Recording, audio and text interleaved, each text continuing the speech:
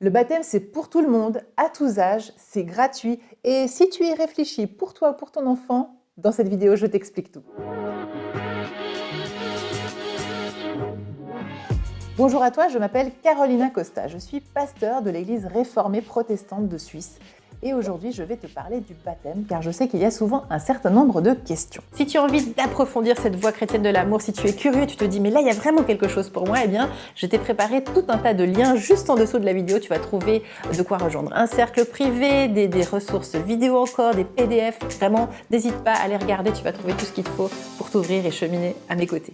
D'abord, c'est quoi le baptême ?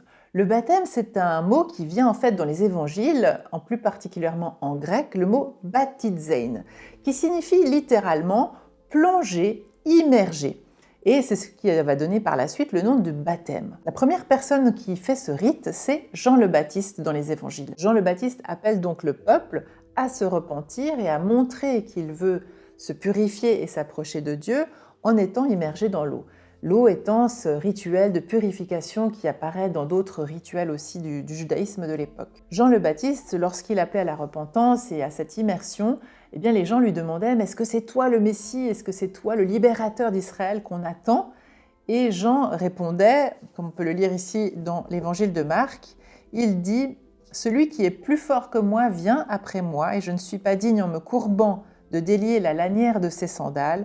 Moi je vous ai baptisé d'eau, mais lui, il vous baptisera d'Esprit Saint. » C'est-à-dire, si je le traduis différemment encore avec les mots grecs, lui, celui qui vient après moi, il vous immergera dans le souffle sacré de Dieu, qui sont d'autres manières de traduire la même chose qu'on traduit d'habitude par baptême ou Esprit Saint. C'est-à-dire aussi que le baptême, en fait, dans le Christ, puisque c'est ce qui va émerger par la suite, le baptême dans le Christ, c'est d'abord quelque chose de l'ordre d'une immersion dans l'Esprit Saint, une immersion dans le souffle de Dieu. Et ça, c'est une expérience intime et personnelle. Et c'est pour ça que je dis souvent que le baptême qu'on va vivre avec l'eau, dans une église ou à l'extérieur, eh bien, va être en fait le signe visible de quelque chose qui a déjà lieu dans l'invisible de ton cœur, de ta relation à Dieu. Donc c'est pour ça que c'est un rite. Un rite sert aussi à rendre visible précisément ce qui se passe dans l'invisible. Donc Jean le Baptiste va immerger les personnes. Et un jour, eh bien, c'est Jésus lui-même qui se pointe et qui demande à Jean le Baptiste « Immerge-moi aussi, baptise-moi aussi ». Et selon les évangiles, on va voir que Jean résiste parce qu'il dit « Mais je ne peux pas faire ça pour toi, c'est à toi de le faire sur moi ». Mais Jésus va lui répondre « Ce qui te semble petit à toi, Jean, c'est ce qui est grand pour Dieu, et ce qui te paraît grand est ce qui est petit pour Dieu. Baptise-moi maintenant, telle est la volonté, tel est le désir du Père. » Et dans ce moment du rituel, et on le voit dans le baptême de Jésus, il est écrit que le ciel s'ouvre et que l'Esprit Saint, le souffle sacré de Dieu, descend en Jésus comme une colombe, donc avec la légèreté et la pureté d'une colombe, on pourrait dire. Et là, il y a cette voix qui se fait entendre et qui dit « Jésus, tu es mon enfant bien-aimé, j'ai mis en toi toute ma joie et il m'a plu de te choisir. » Et ces trois versets, souvent, on va les dire dans un baptême, puisqu'au fond, c'est de ça aussi dont on témoigne, c'est cet amour de Dieu sur la personne, cette joie que Dieu met en nous et ce désir de Dieu pour nous que nous soyons heureux, libres et aimés. Donc si vous voulez, le baptême en lui-même est ce rite où on rend visible et où on dit au fond ces mots sur la personne de la part de Dieu dans le Christ. Ce qui est intéressant dans l'histoire du baptême, c'est qu'il est écrit dans les différents évangiles, parfois il est dit que Jésus baptisait, parfois il est dit que Jésus ne baptisait pas, mais que ses disciples le faisaient. Ce qui est certain, c'est que dès lors que Jésus est mort et après sa résurrection, les apprentis disciples ont continué et ce rituel en fait est devenu vraiment un rituel précisément d'entrée ou de conversion ou de symbole de rentrer précisément dans cette voie chrétienne, ces adeptes du Christ. Donc peu à peu, évidemment, ce rituel s'est affiné et c'est un peu, pour ainsi dire, figé pour devenir quelque chose qui s'est répété pendant des siècles et des siècles, parfois en s'adaptant ou en s'ajustant selon les églises, les différentes confessions d'églises. Donc c'est pour ça aussi aujourd'hui que grosso modo, on va retrouver à peu près le même type de rituel, mais avec quelques petites différences selon les lieux. Il n'y a pas une seule manière de baptiser, il y en a plusieurs. Ça va être aussi une sensibilité d'église, de personnes qui se rencontrent, mais au final, le baptême, et ça c'est important, le baptême est unique, c'est-à-dire qu'on le reçoit une fois pour toutes et il est reconnu par toutes les églises historiques, en tout cas celles qui se reconnaissent, c'est-à-dire les églises catholiques romaines, les églises orthodoxes, les églises protestantes, elles reconnaissent ce baptême d'eau, qui est aussi évidemment avec la présence de l'Esprit Saint, et il est reconnu par toutes et tous. À une exception près, c'est que plusieurs courants de type évangélique ou charismatique vont eux parler d'un deuxième baptême, parce que souvent ils ne reconnaissent pas le baptême des enfants. Ils estiment que les enfants en fait n'ont pas pu faire un choix conscient et que c'est le choix des parents. Et par conséquent, souvent dans les églises évangéliques, pentecôtistes, baptistes ou autres, eh bien, on va vous proposer de refaire un baptême et on va vous dire que le premier est valable, mais que le deuxième, au fond, certifie, si vous voulez, votre salut. Ça leur appartient, c'est leur manière de voir les choses. En tout cas, l'église dans laquelle je suis et mes autres églises sœurs, pour nous, le baptême chrétien a lieu une fois pour toutes. Et quand on grandit, si on l'a reçu enfant, on peut tout à fait entrer dans une démarche, par exemple, de confirmation de baptême, où on a l'occasion là, lors d'un moment dans un culte, par exemple, eh bien, de redire sa foi et de revivre, par exemple, une bénédiction, une onction, pour réaffirmer en fait ce choix que nous avons reçu enfant, mais le baptême reste unique. Comment ça se passe pour faire un baptême ? Si tu es un adulte à partir de l'âge de 16 ans, qui est la majorité religieuse, tu as la possibilité librement, en toute âme et conscience, tu peux te rendre dans la paroisse de ton choix, près de chez toi, et demander à rencontrer un prêtre ou un pasteur ou une pasteur avec qui tu vas pouvoir réfléchir, discuter, expliquer ta démarche. Et ensuite, selon les églises, eh bien, on va te proposer différentes choses. Certains vont te proposer un accompagnement individuel personnalisé. Dans certaines églises, il y a des cursus, des cours en fait, de catéchisme pour adultes que tu peux suivre aussi. En fait, ça va dépendre un petit peu des différents lieux. Le mieux, c'est vraiment de te rendre sur place et de demander comment ça se passe. Et pourquoi pas aussi comparer, si tu cherches et tu es ouvert à différentes églises, tu peux aussi faire cette démarche-là. Tu n'es pas attaché par la première église dans laquelle tu entres. Une autre bonne manière aussi de mettre le pas dedans, c'est d'aller simplement une fois à une messe ou un culte. Et ainsi, tu peux rencontrer une communauté aussi, poser des questions aux personnes, les rencontrer. Ils vont un petit peu t'expliquer comment ça se passe. Mais voilà, il y a souvent plusieurs chemins possibles pour se préparer au baptême. Toujours est-il qu'il y a une petite préparation en tout cas pour rentrer dans cette démarche. On peut se faire baptiser à tous âges, c'est-à-dire que si tu es bébé, eh bien ta famille, tes parents, vous pouvez bien sûr, vous aussi, en tant qu'adulte, faire la même chose que pour un baptême d'adulte, contacter la paroisse près de chez vous. Souvent aussi, il y aura certainement des cours de catéchisme que l'enfant pourra suivre en grandissant, donc ça permet de faire un lien avec la communauté, une communauté proche de chez vous. Donc là aussi, eh bien, ça va être différent selon les communautés. Le pasteur ou le prêtre, eh bien, peut-être vous accompagnera en individuel ou peut-être qu'il y aura des groupes de rencontres. Donc là aussi, à vous de voir et de découvrir la spécificité des confessions qui sont autour de chez vous. Pour les enfants qui sont un peu plus grands, c'est-à-dire à partir de 6-7 ans, quand ils commencent à être un peu plus conscients, il y a parfois des surprises. Des enfants demandent tout d'un coup le baptême parce qu'ils l'ont vu, parce qu'ils l'ont vécu, parce qu'au catéchisme on leur a parlé de cela. Eh bien, sachez que normalement, en tout cas dans mon église, l'église protestante ou l'église luthérienne, on peut à tous âges demander son baptême et être accompagné aussi pour cela, et on va le vivre ensuite, évidemment, dans un culte. Est-ce qu'il y a des conditions d'entrée dans le baptême ? Eh bien, la seule condition, au fond, c'est de le désirer. Si tu sens quelque chose qui vibre dans ton cœur ou tu sens que tu as envie de cheminer, parce que tu as envie de continuer et de marquer un peu cette présence justement que tu ressens dans ta vie, de cet amour que tu ressens dans ta vie, que tu as reçu à travers ta foi, des expériences, et que tu sens que ça vibre avec le message du Christ particulièrement, eh bien, c'est déjà suffisant parce que personne ne peut juger de la foi d'une autre. Et puis surtout, il n'y a pas d'examen d'entrée pour le baptême.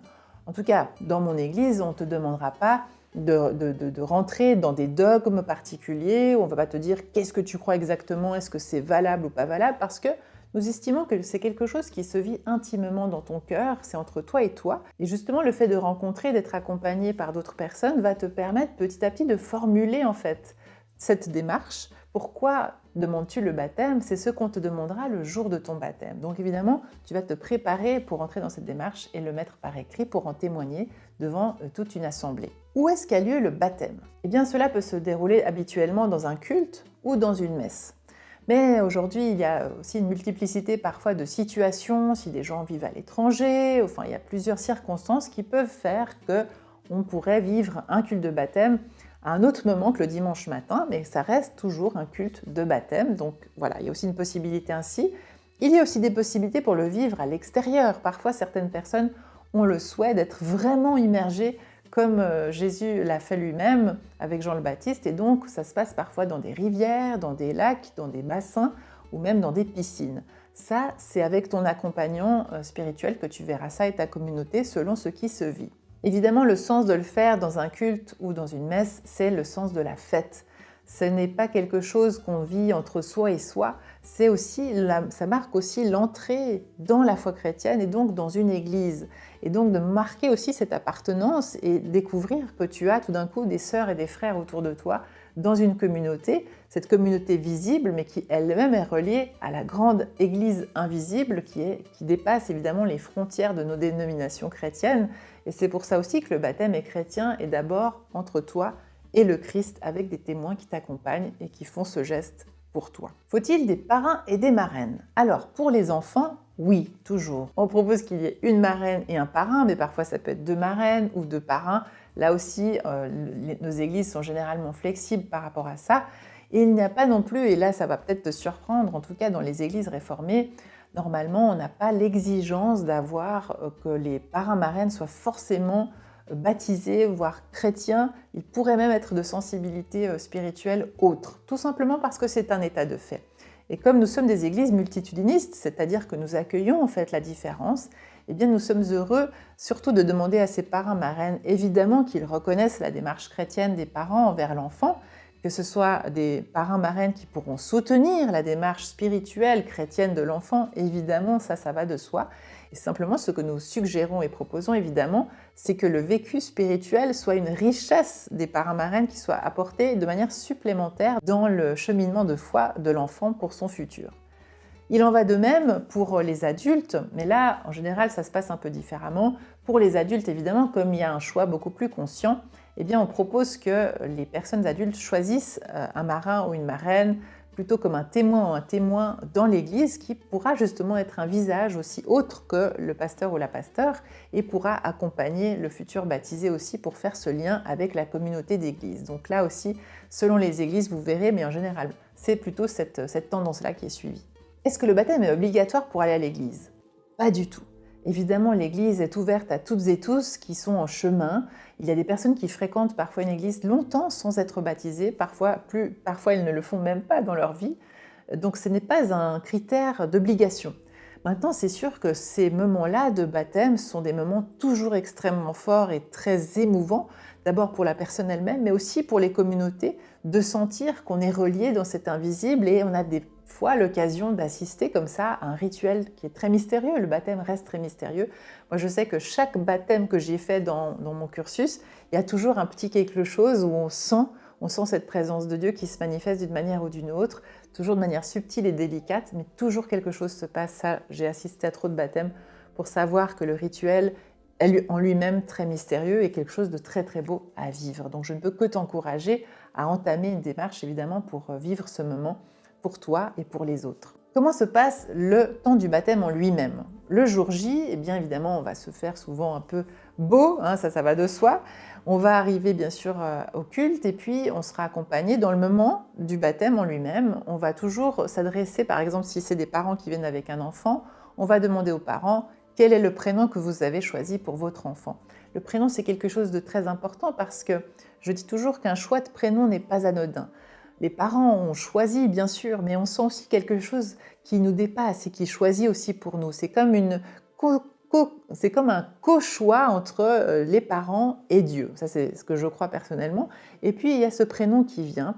Et ce prénom, c'est le prénom que nous avons reçu de la part de nos parents qui nous appellent avec ce prénom. Et les gens qui nous aiment nous appellent de toute leur tendresse avec ce prénom.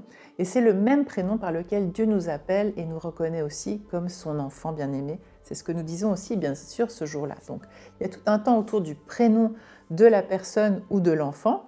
Puis ensuite, on demande aux parents, par exemple, pourquoi choisissez-vous le baptême pour votre enfant? Et là, les parents vont écrire un petit texte personnel dans lequel ils vont parler forcément de leur propre foi et de ce qu'ils désirent transmettre de leur foi à leur enfant. Et pour les adultes, évidemment, c'est un témoignage de foi personnel qui vient décrire là aussi un peu son cheminement, qu'est-ce qui l'a conduit aujourd'hui à se présenter devant cette assemblée et à demander le baptême. Il n'y a pas besoin de faire un grand discours, c'est quelque chose qui vient du cœur et qui se met par écrit assez facilement quand on arrive à ce moment-là. Et puis bien sûr, il y a le rituel de l'eau. Et dans ce moment-là, on se souvient toujours que l'eau, c'est évidemment l'eau de la création. C'est l'eau qui nous rappelle aussi l'eau dans laquelle nous avons baigné dans le ventre des femmes qui nous ont portés. L'eau nous rappelle aussi bien sûr l'eau du déluge dans la Bible. Il nous rappelle aussi l'eau du baptême de Jésus, ou l'eau dans laquelle le peuple hébreu a traversé la mer. L'eau est évidemment un immense symbole de vie, mais aussi, vous l'avez entendu par exemple avec les récits du déluge, peut être aussi un symbole de mort. Et c'est pour ça qu'on parle souvent de l'immersion, pour mourir à une vie ancienne et renaître nouveau dans le Christ. Donc il y a comme un avant et un après. On s'engage dans l'après à suivre cette voie de l'amour de Jésus et à mettre sa vie en fait dans cette présence pour cultiver cette confiance, cette justice, cette paix et cet amour dans le monde. Ce que je propose toujours aux futurs baptisés, c'est que chacun vienne lui-même avec de l'eau dans un endroit qu'il a puisé. Ça peut être une source, une fontaine, la mer, l'océan, enfin voilà, peu importe. Chacun apporte un petit peu d'eau, ça peut être aussi les marins, les marraines, les parents, les grands-parents parfois. Et c'est très très fort ce moment où chacun vient avec de l'eau parce que là on sent cette beauté, cette force de l'eau qui est source de vie. Il y a 3 manières de faire le baptême. On va le faire soit par aspersion, comme ça, soit on va vraiment le faire couler sur le front de la personne ou du bébé, soit bien sûr par immersion, mais là il faut évidemment un bassin ou être à l'extérieur dans un lac ou une rivière ou autre. Ensuite, on va donc baptiser dans le nom du Père, dans le nom du Fils et dans le nom de l'Esprit Saint. Et puis ensuite, on va faire une petite onction. Donc on a une petite fiole d'huile traditionnellement et puis on va simplement faire un signe de croix sur le front du baptisé en rappelant que cette onction nous rappelle l'onction de l'Esprit Saint sur notre vie. Cette onction rappelle en fait l'onction dans la Bible qu'on faisait aux rois et aux prêtres dans la lignée hébraïque. Et puis on reçoit toujours sa bougie de baptême, parce qu'on rappelle que bien sûr Jésus disait « Tu es lumière du monde ». Cette lumière devient le cadeau que tu reçois, cette lumière que tu es invité toi-même à devenir, à rayonner de l'amour du Christ dans le monde. Et puis comme je le dis toujours aux enfants, on n'éteint pas les bougies, on les transforme. Car cette lumière de Dieu nous accompagne partout où nous allons. Enfin, aux baptisés adultes, généralement, on offre une Bible, puisqu'évidemment c'est la parole de Dieu, pour qu'elles puissent continuer de cheminer avec eux, continuer de les faire grandir, parce qu'évidemment le baptême, ce n'est pas l'aboutissement, en général c'est le commencement d'une nouvelle aventure avec Dieu et avec sa parole. Dans certaines traditions, on peut aussi s'habiller de blanc. Souvent dans les baptêmes d'immersion, ensuite on se change et alors on met un vêtement blanc. Ce qui manifeste aussi cette couleur du blanc, c'est évidemment référence au mystère et à la pureté. Donc parfois on peut aussi bien sûr faire ce genre de choses-là. Alors si toi aussi aujourd'hui tu as le désir de cheminer, je ne peux que t'inviter et t'encourager à prendre contact avec une paroisse locale et à aller poser des questions. Et je te souhaite d'entrer dans ce chemin ou d'accompagner ton enfant, ton bébé, pour vivre ce moment magnifique qui reste un moment unique et dont on se souvient très longtemps. Si tu es en train de te préparer pour ton baptême ou que tu viens de te faire baptiser et que tu veux justement continuer de cheminer dans cette voie de l'amour du Christ, je t'invite à t'abonner à ma lettre hebdomadaire où tu recevras chaque semaine une lettre de mardi où je fais un commentaire et justement un témoignage par rapport à une vie dans la foi. Et puis si tu as envie de rejoindre un groupe parce que tu te poses des questions, que tu as envie de cheminer avec d'autres personnes qui sont dans cette même voie, il y a le Puits de l'Évangile. Là aussi en bas tu trouveras toutes les références. Tu peux nous rejoindre et vivre avec nous cette belle expérience d'être apprenti disciple dans la voie du Christ. À très bientôt.